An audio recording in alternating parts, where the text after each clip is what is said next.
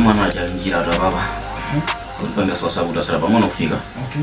Ndiye ndikusiyaga pamono ndikawatenga. Okay, ai ngari abwino. Okay, ai mwachita bwino. Sure. Yeah, ngari makala kuzili ngari kuti ndona za bwanji wosa kwatira chanja na feso chikwati digira ine naso tufuna kwatira. Sakomerere ni ayisintu.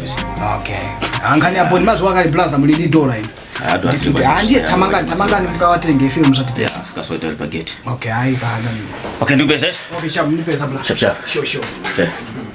My baby. Yes, get in. Mwabwera brother. Lord. La takasha. Oh. Takara. What? Bas. Brother. Mwabwera. Sir, abura. Okay. Arama kwa jamani na ndio watu. Be. Kwani ndiara.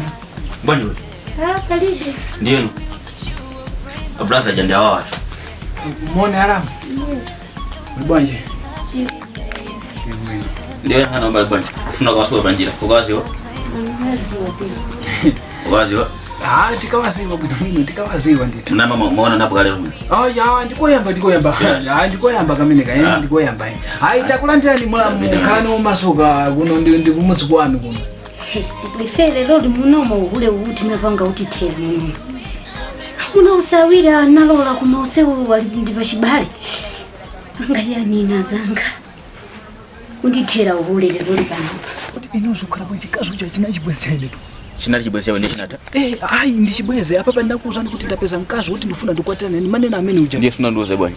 Ine mesa nakuzani kuti ndimwitana abwera kuti uzaona nini. Ndiye mkazi uja zokhala bwaje. Sini maziwa.